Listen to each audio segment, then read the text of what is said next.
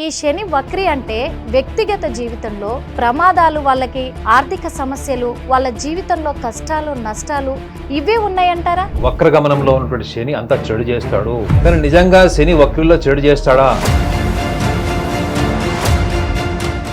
చాలా మంది జ్యోతిషులు ఎందుకు ఈ శని వక్ర ప్రభావం అని చెప్పేసి భయాందోళనకు గురి చేస్తున్నారంటారు. సగటు మనిషికి కూడా శని అనగానే ఒక రకమైన భయము, ఆందోళన ఉంటుంది. అంతా లాగేసుకుంటాడు, సర్వం లాగేసుకుని రోడ్డు మీద పెట్టేస్తాడు. అపోహ ఉండడం వల్ల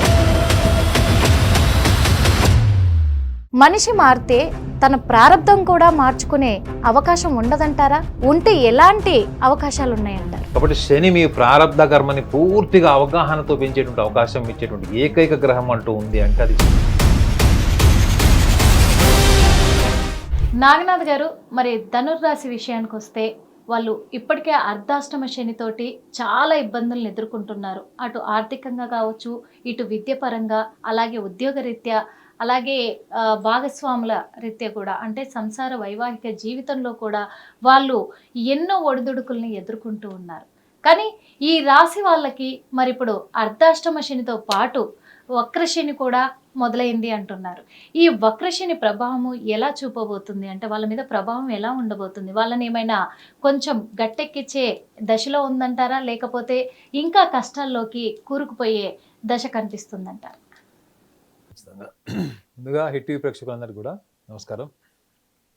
ఒక చిన్న విషయాన్ని చెప్పాలి మేడం. చాలామందికి ఏంటంటే ఇప్పుడు ధనురాశి వాళ్ళకి వక్రశని, ఓకే, ఈ వక్రశని వల్ల ఈ 139 రోజులు ఏదైతే వక్రశని ఉందో, అంటే జూలై 13వ తారీఖు 2025 నుంచి 28వ తారీఖు నవంబర్ మాసం 2025 వరకు ఈ వక్రశనిలో వాళ్ళు are they free from this అర్ధాష్టమ శని అనే డౌట్ వస్తుంది. అంటే అర్ధాష్టమ శని ఈ టైంలో ఉండదా, అర్ధాష్టమ శని ప్రభావం ఉండదా అంటే ఖచ్చితంగా ఉంటుంది, ఉండకుండా ఉండదు. ఎందుకంటే అసలు శని వక్రి అంటేనే ఒక చిన్న ఎగ్జాంపుల్తో అర్థం చేసుకోవాలి. ఏంటంటే మనము ఒక వెహికల్లో మనం ప్రయాణిస్తున్నప్పుడు మన పక్క నుంచి ఒక వెహికల్ మనని ఓవర్టేక్ చేసి వెళ్ళిపోయినప్పుడు ఆ ఓవర్టేక్ చేసిన వెళ్ళిపోయినటువంటి వెహికల్కి మనము వెనక వెళ్ళిపోయాము, మనం వెహికల్ స్పీడ్ తగ్గిపోయింది, లేదా ఆ వెహికల్ స్లోగా వెళ్తుంది అనే భ్రమ మనకు కలుగుతుంది. కానీ అది ఎంత స్పీడ్లో ఉంది, అది 40 కిలోమీటర్ కేఎం స్పీడ్లో ఉందా, 60 కిలోమీటర్ స్పీడ్లో ఉన్నా అన్నది అక్కడ చూసేవాడి దృక్పథాన్ని బట్టి ఉంటుంది. అంటే అక్కడ చూసేవాళ్ళకి ఏమనిపిస్తుంది, అది వెనక్కి వెళ్ళిపోయింది అనిపిస్తుంది, లేదా మనం ముందుకు వెళ్ళిపోయాం, మన స్పీడ్ ఎక్కువ ఉందా అన్నది it is left to the observer. So ఇక్కడ వక్రి కూడా అంతే మేడం. వక్రి అన్నది మనకు ఒక ఇల్యూజనరీ, ఒక భ్రమ లాంటిది. ఇది భూమి మీద భూభ్రమణం వల్ల మనకు కలిగేటువంటి భ్రమ అది. కాబట్టి ఈ ధనురాశి వాళ్ళకి ఈ అర్ధాష్టమ శని ఉంటుంది. ధనురాశి వాళ్ళకి అర్ధాష్టమ శని ఉంటుంది. మేషరాశి వాళ్ళకి ఏలినాటి శని కంటిన్యూ అవుతుంది. మిథున రాశి వాళ్ళకి దశమ శని ఉంటుంది. కన్యా రాశి వాళ్ళకి సప్తమ శని ఉంటుంది. వృశ్చిక రాశి వాళ్ళకి పంచమ శని కూడా ఉంటుంది. ఇవి they are not relieve, they are not free from this Shani effect, Saturn effect. అయితే వక్రిలో ఏంటంటే తిరోగమనం. శని మీనరాశిలో ఉన్నాడు. ఇప్పుడు మనం 30వ తారీఖు మార్చి నుంచి మీనరాశిలో ప్రవేశించాడు. ఇప్పుడు తిరోగమనం ఏంటి, కుంభరాశి వైపు వస్తాడు. ఈ కుంభరాశిలోకి ప్రవేశించడాన్ని జ్యోతిష శాస్త్రంలో ఏం చెప్పారు, జ్యోతిష శాస్త్రంలో ఏముంది అంటే, జ్యోతిష శాస్త్రంలో శని యొక్క ప్రభావము తిరోగమనంలో ఉన్నప్పుడు త్వరితగతిలో రిజల్ట్ ఇస్తాడు, క్విక్గా రిజల్ట్స్ ఇస్తాడు, ఎఫెక్టివ్ రిజల్ట్స్ ఉంటాయి వక్రిలో. అందులో మన ఆశ్చర్యం ఏముంది, వక్రిలో ఫలితాలు మీకు స్పీడ్గా ఇస్తారంటే అంత కొత్త సెన్సేషనల్ విషయం ఏముంది అంటే, అసలు బేసికల్గా శని అనేవాడు అంటే కర్కోటకమైనటువంటి పరీక్షల్ని మనకి ఇస్తాడు. అంటే మనకు చాలా కఠినమైనటువంటి పరీక్షలు ఇచ్చి చాలా లేట్ రిజల్ట్స్ ఇస్తాడు. అర్థమైందండి? అన్నీ మనకు జీవితంలో వైరాగ్యం వచ్చే వరకు వెయిట్ చేయించాడు మనతో. ఓకే, సో మరి అలాంటి లెథార్జిక్ ప్లానెట్ మీకు అంత ఇన్స్టంటేనియస్, స్పాంటేనియస్, క్విక్ రిజల్ట్స్ ఇస్తున్నాడు అంటే వక్రి ప్రభావము. అంటే వక్రిలో శని యొక్క ఫలితాల మీద కానీ, మన కార్యాచరణ మీద కానీ, మనం గతంలో చేసినటువంటి పనుల యొక్క ప్రభావము. అంటే ఇక్కడ కర్మలకు కూడా అధిపతి కాబట్టి మీరు గడిచినటువంటి 2 సంవత్సరాలు, 5 సంవత్సరాలు, 10 సంవత్సరాలు మీరు ఎటువంటి కార్యాచరణ చేశారు, మీరు ఎటువంటి ప్రణాళికలు వేసుకున్నారు జీవితంలో ఉన్నతమైన స్థాయికి వెళ్ళడానికి, మీరు అంబిషన్స్, గోల్స్ సెట్ చేసుకున్నప్పుడు ఎంత డిసిప్లైన్ ఉన్నారు. ఇది physical discipline, at the same time mental discipline.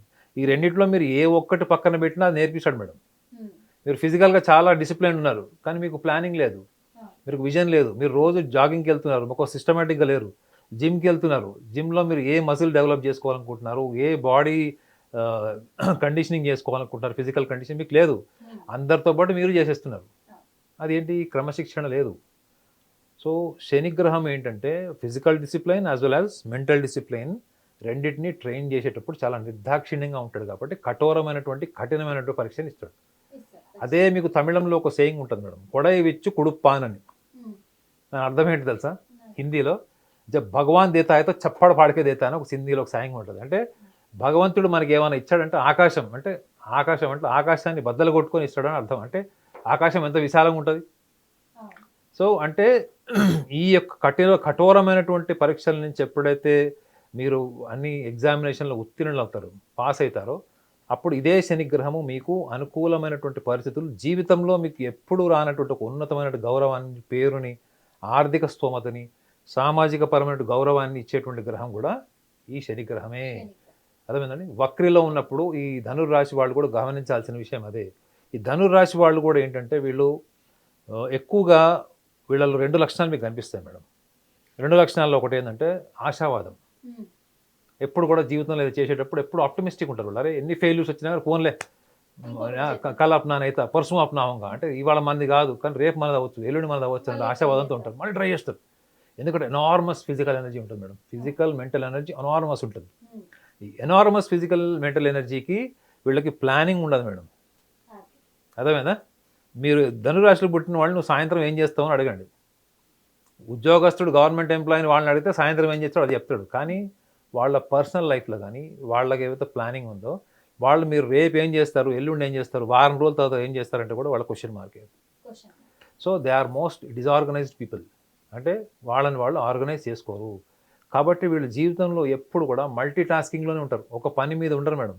ఒక ధనుర్రాశి వాళ్ళు రోజుకు 100 పనులు చేస్తారు. ఈ పని చేసేటప్పుడు దాని గురించి ఆలోచిస్తారు, రెండో పని చేసేటప్పుడు మూడో దాని గురించి ఆలోచిస్తారు. సో దానికి తగ్గట్టుగా వీళ్ళు శ్రమిస్తారు మేడం. గొప్ప అద్భుతమైన లక్షణం ఏంటంటే ధనురాశి వాళ్ళకి వాళ్ళు నిజంగా భగవంతుడు కనిపిస్తాడు మీకు. వాళ్ళు పని చేసేటప్పుడు అంకిత భావము, అంటే మనం చాలా మటుకు కూడా అంకిత భావంతో పనిచేస్తాం మేడం. కానీ మనము ఎప్పుడు కూడా ఏముంటాం అంటే భూతకాలం అంటే పాస్ట్ టెన్స్లో ఉంటాం లేదా భవిష్యత్తులో ఉంటాం. కానీ వాళ్ళు పని చేసేటప్పుడు 99% వాళ్ళ ఎనర్జీ అంతా కూడా తీసుకొచ్చి ఒక ఎపిసెంటర్ పాయింట్, అంటే అక్కడ ఏం పని చేస్తున్నారు ఆ పని మీద పెడతారు మేడం. చూడండి వీళ్ళకి క్రమశిక్షణ, వాళ్ళ ఓన్ డిసిప్లైన్, వాళ్ళ ఓన్ కాన్స్టిట్యూషన్, వాళ్ళ ఓన్ లా ఉంటుంది తప్ప వీళ్ళు బయట ప్రపంచానికి వచ్చేటప్పుడు దాన్ని ఫాలో కాదు. దాన్ని ఫాలో అవడమే వాళ్ళ అహంకారానికి విరుద్ధం అనుకుంటారు.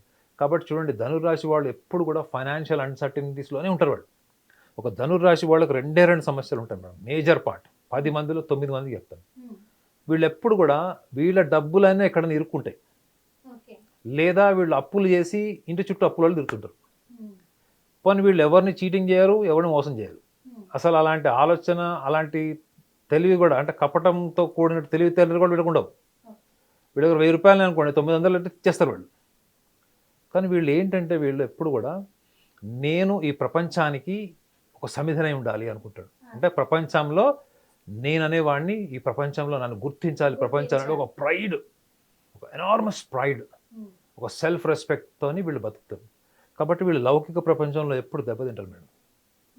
లౌకిక ప్రపంచంలో మనస్తాపం తింటారు ఎప్పుడు. మనుషులకు వీళ్ళు అర్థం కాదు, మనుషులు వీళ్ళు సరిగ్గా అర్థం చేసుకోలేరు.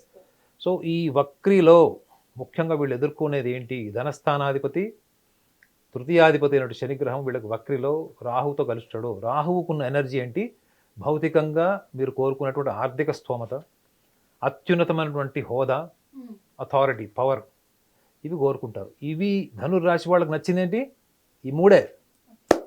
అర్థమైందండి? ప్రపంచం మొత్తం నన్ను గుర్తించాలి, ప్రపంచం మొత్తం అందరూ నాలాంటి వాళ్ళు 100 మంది ఉండాలని కోరుకోలేడు.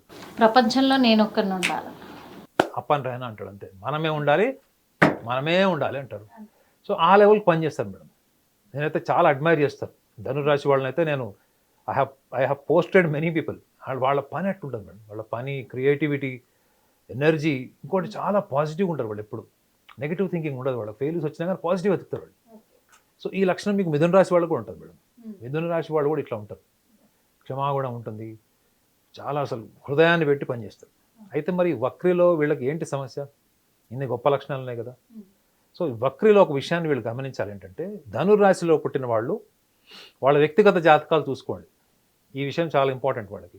వాళ్ళ వ్యక్తిగత జాతకంలో గనక లగ్నాత్ కానీ చంద్రలగ్నాత్ కానీ కేంద్ర భావాల్లో లగ్న చతుర్థ సప్తమ దశమ భావాల్లో కనుక శనిగ్రహం ఉంటే వాళ్ళ వ్యక్తిగతంగా జీవితంలో వాళ్ళ వైఫల్యాలు, అంటే చిన్నప్పటి నుంచి కూడా ఆర్థిక స్తోమత లేక, ప్రాపర్ గైడెన్స్ లేక, ఎడ్యుకేషన్ లేక, అటు ఏదో తోచిన జీవితం గడపాలి.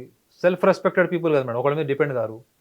సో అప్పులు చేసో ఏదో ఒక రకంగా బతికేవాళ్ళు, లగ్నంలో శని ఉన్న వాళ్ళు చాలామంది అలాంటి బాల్యం కష్టాలు ఉంటుంది. అందరినీ కాదు, మోర్ దాన్ 60%. ఇది లగ్నంలో శని ఉన్న వాళ్ళు చూసుకోవాలి. చతుర్థ భావం విద్య, మాతృస్థానం, భూమి, వీటికి సంబంధించి ప్రాపర్టీస్, వీటికి సంబంధించి ఈ డిస్ప్యూట్స్లో ఉన్న వాళ్ళు చెక్ చేసుకోవాలి.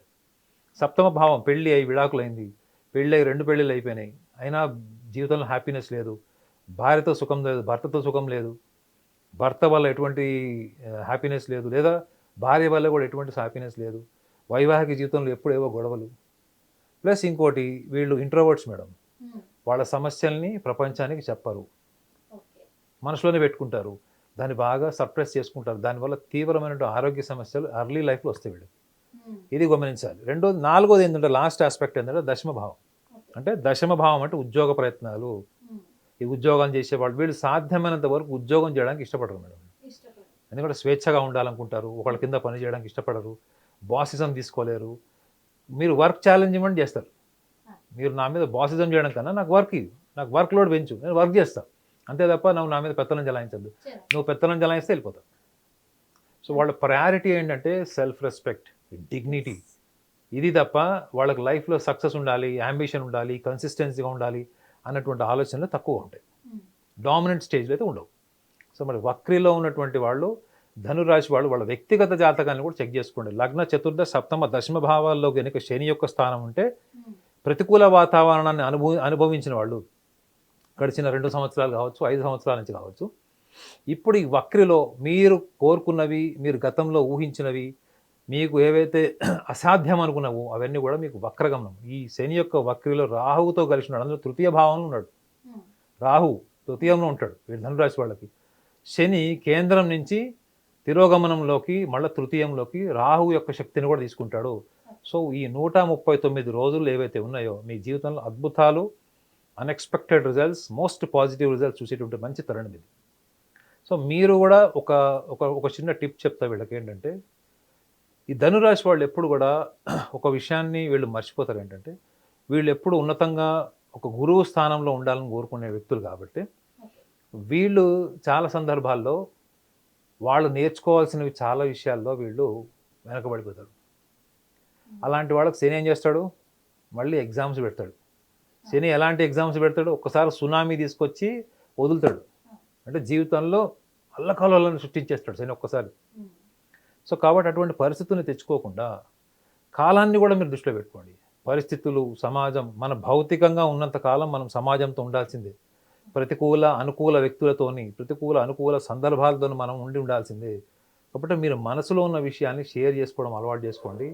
ఇది ప్రపంచంలో భౌతికంగా ఇవన్నీ కూడా అన్అవాయిడబుల్ సర్కమ్స్టాన్సెస్ ఇవి. కాబట్టి వీటిలోని కూడా మీరు విజయాన్ని సాధించేటువంటి ప్రయత్నం కూడా చేయండి.